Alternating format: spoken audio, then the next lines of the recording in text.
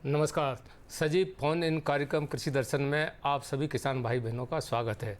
किसान भाइयों, 29 मई से 12 जून के बीच पूरे देश के साथ साथ हमारे प्रदेश में भी विकसित कृषि संकल्प अभियान चला है। इस अभियान से किसान काफ़ी लाभान्वित हुए, जैसे उन्हें नए नए उन्नत कृषि यंत्रों की जानकारी मिली। किसानों को बुवाई के पहले, खासतौर से खरीफ फसलों की बुवाई के पहले बीज मात्रा कितनी होना चाहिए, बीज से कतार की दूरी कितनी होना चाहिए और किसानों को कितना खाद मिलाना चाहिए, कौन कौन से उन्नत कृषि यंत्रों का खरीफ मौसम में प्रयोग करना चाहिए। और ख़ास बात तो ये है कि जो सरकारी योजनाएं चल रही हैं उनकी जानकारी किसान को अपने गांव में पहुंची भारत सरकार के द्वारा इस अभियान के माध्यम से। तो किसान भाइयों, निश्चित आप इस अभियान का आपको लाभ मिला होगा। लेकिन आज हम आपको खरीफ मौसम में के पहले किसानों को कौन कौन से काम करना चाहिए अर्थात समसामयिक सलाह की जानकारी देंगे। इस संबंध में जानकारी देने के लिए आज हमारे बीच में हैं कृषि विज्ञान केंद्र मंदसौर के वरिष्ठ वैज्ञानिक और प्रमुख डॉक्टर गजेंद्र सिंह चुंडावत जी। डॉक्टर साहब, आपका भी कार्यक्रम में स्वागत है। किसान भाइयों, हर बार की तरह इस बार भी हमारे बीच में एक सफल किसान हैं, जिला रायसेन ग्राम दीवटिया के अमित नागर जी। अमित जी, आपका भी कार्यक्रम में स्वागत है। धन्यवाद। तो किसान भाइयों, आपके मन में विशेष से संबंधित जो भी जिज्ञासा हो उसके लिए आप हमें फ़ोन करें। हमारे निःशुल्क नंबर हैं 0755 266 0049, 0755 266 0232। इन नंबरों पे आप बात करें, हमारे जो विशेषज्ञ हैं आपकी जिज्ञासा का समाधान करेंगे। डॉक्टर साहब, सबसे पहले हम आपसे ये जानना चाहेंगे कि इस समय जैसा कि आपको मालूम है कि आधा जून निकल चुका है और अगर हम वैदिक दृष्टि से देखें तो आषाढ़ मास शुरू हो गया है और कुछ दिनों के बाद आषाढ़ मास में एक आद्रा नक्षत्र होता है। कहते हैं पुराने लोग कि आद्रा नक्षत्र में बरसात होना और बुवाई करना दोनों अच्छा माना जाता है। तो इस समय क्या सामयिक कार्य करना चाहिए किसानों को? निश्चित रूप से हमारे किसान भाइयों और बहनों को मेरा नमस्कार। अभी किसान भाइयों को सबसे अंतिम बखरनी जो खेत की तैयारी करने का रहता है वो आप तैयारी कर रहे हैं और इसी समय पर जो फसल आप लगाना चाहते हैं उसके लिए जो बेसल डोज होती है उसको आप बुरकाव कर रहे हैं। साथ ही साथ आप जो उन्नत बीजों का संकलन कर रहे हैं जिसमें आप राज्य बीज निगम से, राष्ट्रीय बीज निगम से या कृषि सहकारी समितियों से आप जो बीज लेकर आ रहे हैं, बीज इकट्ठा कर लें और उसके बीजोपचार में लगने वाले कीटनाशक, फफूंदनाशक और जो विभिन्न प्रकार के बैक्टीरिया हैं वो आप ले लें। जो किसान भाई जैविक खेती करना चाहते हैं, प्राकृतिक खेती करना चाहते हैं, उनके लिए विभिन्न प्रकार के बैक्टीरिया मार्केट में उपलब्ध हैं, वो आप उनको खरीद करके अपने पास में रख लें ताकि बुआई होते ही आपके पास में सभी संसाधन पूर्ण रहे। साथ ही साथ जो बुआई करने के यंत्र हैं, जैसे आपका ट्रैक्टर है उसमें आप उसका सर्विसिंग करा लें, पेट्रोल डीजल देख लें और जो बीज के बुआई के लिए यंत्र हैं, सीड्रिल हैं, उसका सीड्रिल को आप अच्छी तरह से उसका सार संभाल कर लें, रख रखाव कर लें और उसमें कोई छोटी मोटी टूट फूट हो तो उसको ठीक कर लें। और साथ ही साथ उसका जो कैलिब्रेशन करके आप देख लें कि जो बीज आप डालना चाह रहे हैं वो उसी गति से डल रहा है या नहीं डल रहा है या कहीं बीच में अटक रहा है तो उसको सुधार करने की आवश्यकता है, तो आप सुधार कर लें। तो किसान भाइयों, आपको ये तैयारी कर लेना चाहिए, बीज की तैयारी कर लेना चाहिए, अपने जो कृषि यंत्र हों उसकी देखरेख कर लेना चाहिए, क्योंकि बरसात होती है तो एकदम हम बुवाई के लिए चले जाते हैं। डॉक्टर साहब, पिछले दिनों जो विकसित कृषि संकल्प अभियान चला था तो उसमें खरीफ फसलों के बारे में, इस बीज उपचार के बारे में क्या क्या किसानों के बीच में आप गए थे ना, क्या जानकारी दी? हम जो किसान भाइयों के बीच में लगातार संपर्क में रहते हैं और हम अनेक किसान जाते, अभी भी बहुत अच्छा सघन रूप से हम जाने का मौका मिला और किसान भाइयों ने बढ़ कर के रुचि ली, जिसमें मुख्य रूप से किसान भाइयों को जो बीजोपचार करने का जो सही तरीका है, क्योंकि किसान भाई एक या दो तरीके से करते आए हैं और उनको सही तरीका बताया गया, साथ में उनको प्रदर्शन किया गया।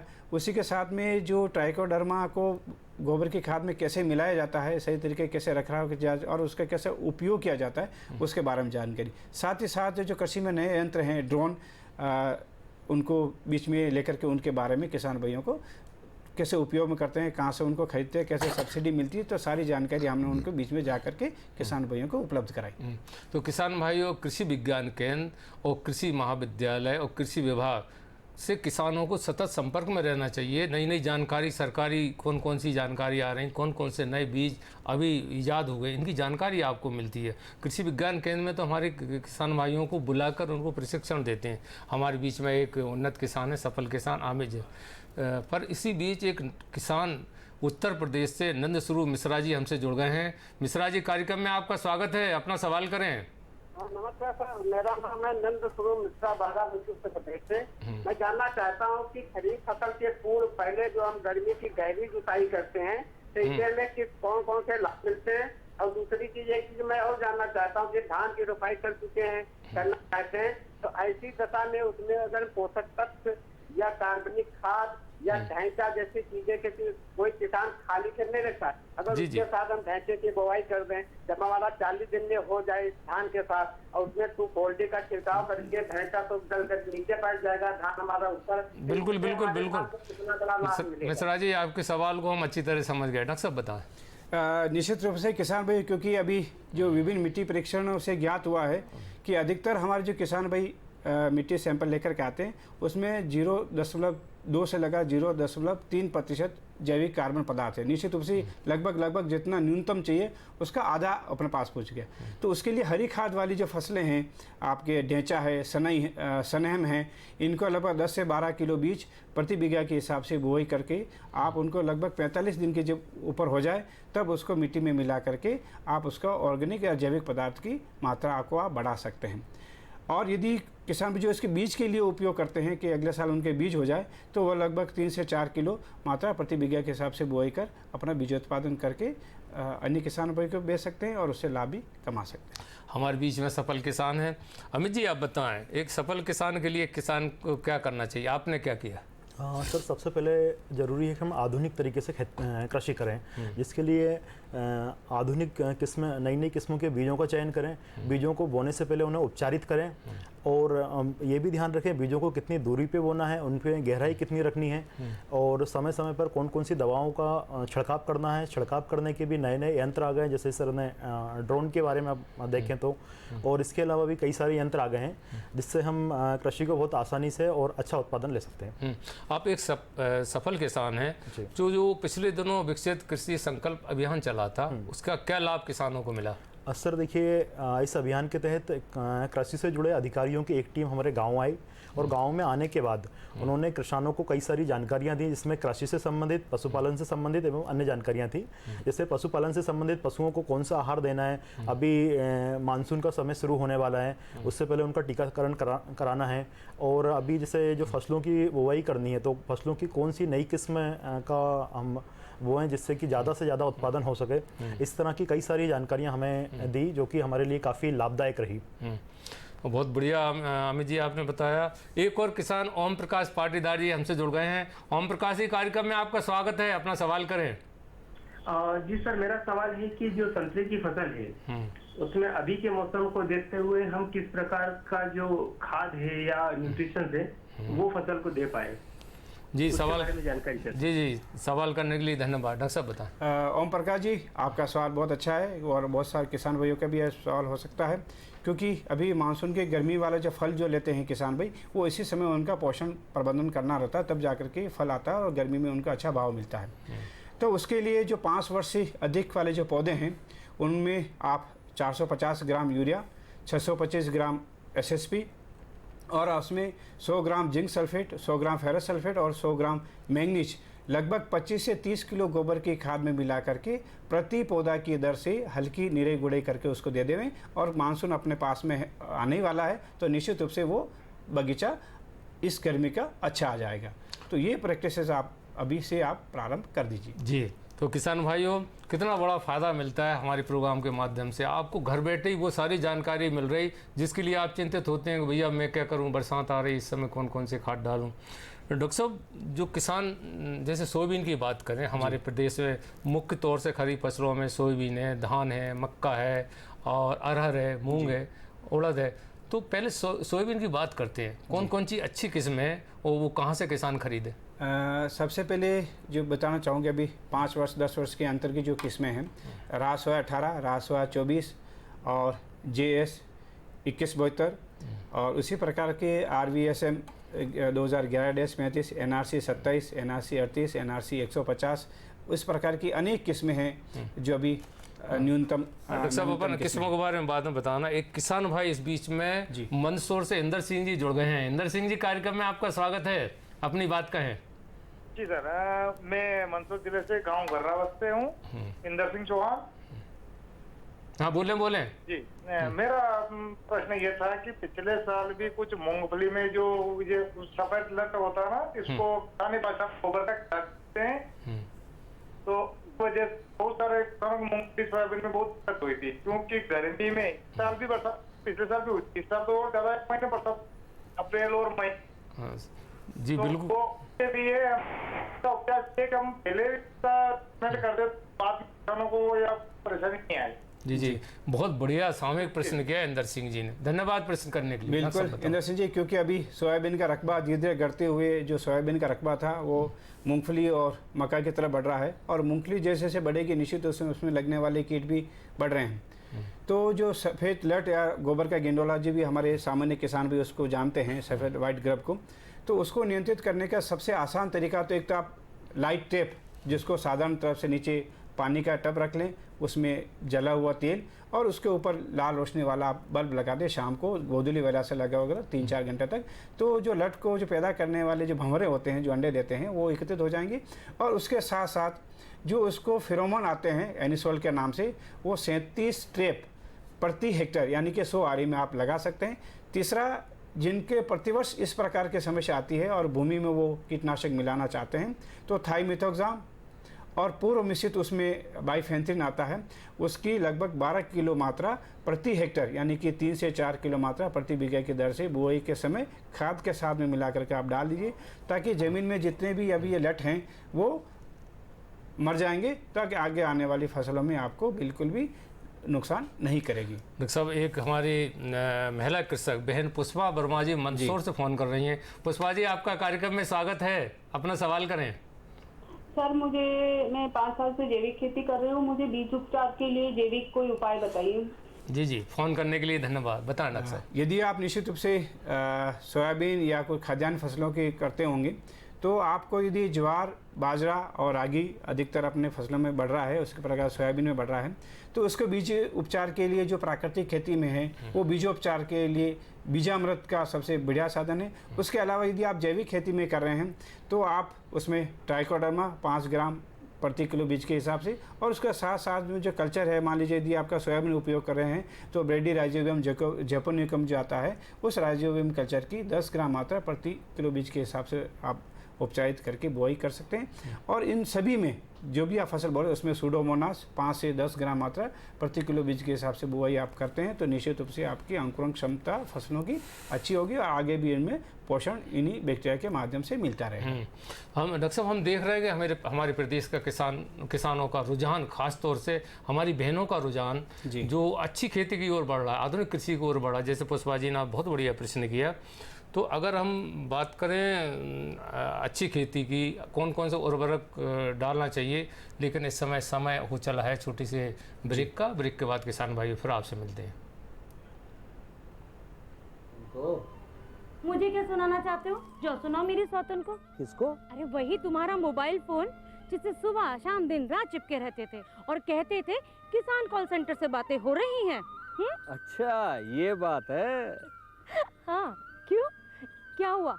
अब बात नहीं होती क्या? अब तो झट से बात हो जाती है। संबंधी समस्याओं का अपनी भाषा में तुरंत हल पाने के लिए पूरे भारत में किसी भी फोन से हेल्पलाइन नंबर पर संपर्क करें। किसानों का दोस्त किसान कॉल सेंटर।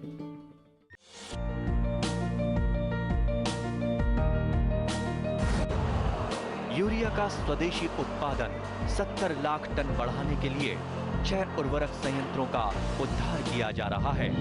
FCIL के गोरखपुर, सिंदरी, तलचर और रामागुंडम संयंत्र, HFCL की बरौनी इकाई और BVFCL की नामरू फोर्थ। सोने पर सुहागा ये है कि देश में अब बनेगा सिर्फ नीम लेपित यूरिया, क्योंकि इससे होगा किसानों का फायदा ही फायदा।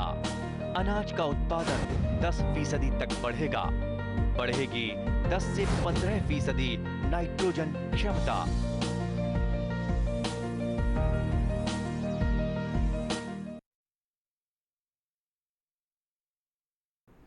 ब्रेक के बाद एक बार फिर आपका कार्यक्रम में स्वागत है। किसान भाइयों, आज हमारे बीच में हैं कृषि विज्ञान केंद्र मंदसौर के वरिष्ठ वैज्ञानिक और प्रमुख डॉक्टर गजेंद्र सिंह जी चुंडावत जी। एक बार फिर आपका स्वागत है। और रायसेन के गांव दीवटिया के एक सफल किसान हैं अमित जी नगर, आपका भी कार्यक्रम में स्वागत है। डॉक्टर साहब, हम बात कर रहे थे कि बीज किसान सबसे बड़ी समस्या है, कहाँ से खरीदे, कैसा खरीदे, फिर उसकी अंकुरण क्षमता कैसे जाँचे? किसान भाई अपने बीज राज्य बीज निगम, राष्ट्रीय बीज निगम, FAO किसान उत्पादक संगठन जो अभी लेटेस्ट आए हैं और अपने बीजों उत्पादन अच्छी तरह से कर रहे हैं, उनसे आप खरीद सकते हैं। और साथ ही साथ जो प्राइवेट प्लेयर हैं या कृषि साख सोसाइटीज़ हैं, उनसे आप बीज खरीद सकते हैं। तो उसकी अंकुरण क्षमता कैसे नापें? उसकी अंकुरण क्षमता के लिए आप रैंडमली कोई भी 100 बीज ले लीजिए और 100 बीज लेने के बाद में उसको टाट जो नीचे गीली करके उसके ऊपर रख दीजिए और उसके ऊपर 100 दाने आप गिन करके रख दीजिए। 5 या 6 दिन बाद में आप देखते हैं कि उसमें बहुत सारे दाने जो अंकुरित हो जाएंगे। उन अंकुरित दानों को गिन लीजिए और जितने 100 में से जितने अंकुरित दाने हो वो उसका समझ लीजिए प्रतिशत हो गया। कम से कम 70% दाने अंकुरित होने चाहिए। यदि 70% से ज़्यादा है तो आप इसको बुआई के लिए काम ले लेंगे। यदि 60% तक है तो थोड़ा सा बीज मात्रा बढ़ा करके उसको उपयोग लीजिए, लेकिन उससे ज़्यादा यदि नीचे आते हैं तो आप उसको बीज के रूप में काम नहीं लेंगे और दूसरे अन्यथा बीज की व्यवस्था करेंगे। जी, कैसे डॉक्टर साहब कभी कभी ऐसा होता है कि कैसे भरोसा करें? बीज तो ऐसा आदान होता है, अगर बीज ही सही नहीं लिया और अगर उसका अंकुरण नहीं हो पाया तो पहले ही किसान को कैसे सजग होना चाहिए? निश्चित रूप से किसान भाइयों को सबसे पहले प्रामाणिक संस्थाएं हैं, बीज निगम है, राष्ट्रीय बीज निगम है और किसान उत्पादक संगठन है, उन्हीं विश्वस्त माध्यमों से ही बीज को खरीदना चाहिए।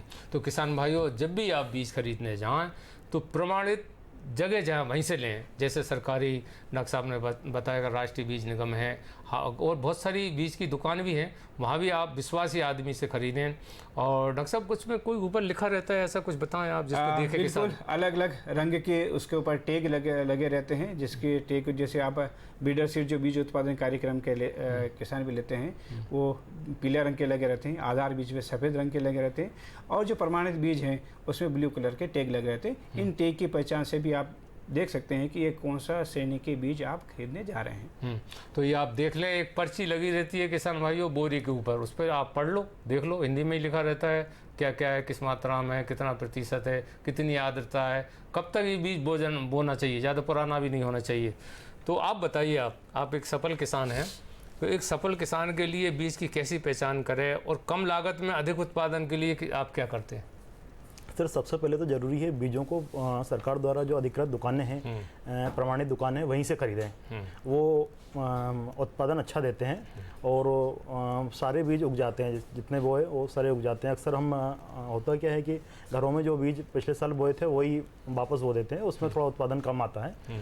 दूसरी बात, आपने जैसे बताया कि उसमें हम लागत कैसे कम करें, इसके लिए हम चाहें तो जैविक खेती कर सकते हैं की ओर जा सकते हैं, प्राकृतिक खेती कर सकते हैं। जैसे मैं खेती के साथ साथ पशुपालन भी करता हूँ। अच्छा, तो गेहूँ को जैसे हमने साफ़ करने के बाद कुछ गेहूँ जैसा कटा हुआ दाना है, इस तरह का वो सा निकल जाता है, तो उसको हम वो ग्राइंड करवा के पिसवा कर वो पशुओं के आहार के रूप में उसका इस्तेमाल होता है। और पशुओं से जो गोबर प्राप्त होता है उसको हम एक वैज्ञानिक विधि से खाद में कन्वर्ट करते हैं।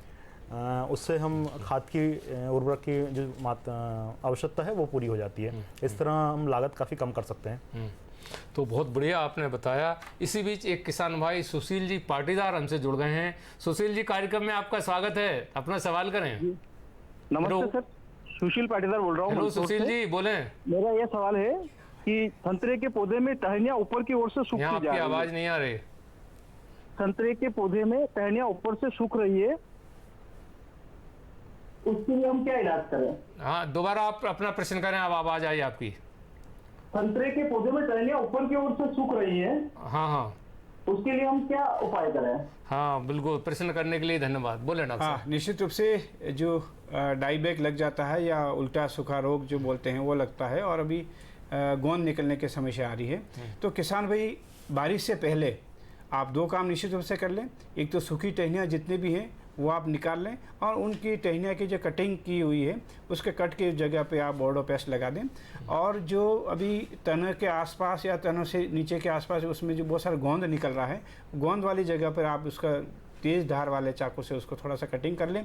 कटिंग करने के बाद में नीला थोथा और चूना मिला हुआ, जिसको 10% बोर्डो पेस्ट बोलते हैं, उस पेस्ट का 2 से 2.5 फीट तक ज़मीन से तने की ऊंचाई तक उसको अच्छी तरह से लेप कर दे, जिससे 2 फायदे होंगे। एक तो फफू जनित रोग नहीं आएंगे, बैक्टीरिया नहीं होंगे, और जो पौधे के कुछ कॉपर की आवश्यकता होती है वो भी पौधों को मिल जाएगी। तो किसान भाइयों को ये बारिश से पूर्व और बारिश के बाद दोनों ही स्थिति में किसान भाइयों को नियमित रूप से करना चाहिए। और विशेष इसमें यह ध्यान रखें कि अधिकतर किसान भाई उन संतरे के बगीचे में तो ध्यान दे देते हैं जहाँ पे हर साल बगीचे आते हैं, लेकिन कभी कभी बगीचे किन्हीं कारणों से नहीं आते हैं, वहाँ किसान भी उनको छोड़ देते हैं। तो मेरा सभी किसान भाइयों से निवेदन है, चाहे बगीचा आए चाहे बगीचा ना आए, उनके नियमित रूप से उनकी देखभाल आप करते रहिए। धन्यवाद। तो हम ये देख रहे हैं कि हमारे किसान कितने जागरूक हो रहे हैं। जैसे भारत सरकार के द्वारा अनेक किसानों के लिए जो अभियान चलाए जाते हैं, या कृषि विभाग के लोग या पशुपालन विभाग के लोग या कृषि विज्ञान केंद्र के माध्यम से किसानों के बीच में नई नई जानकारी दी जाती है। उसी से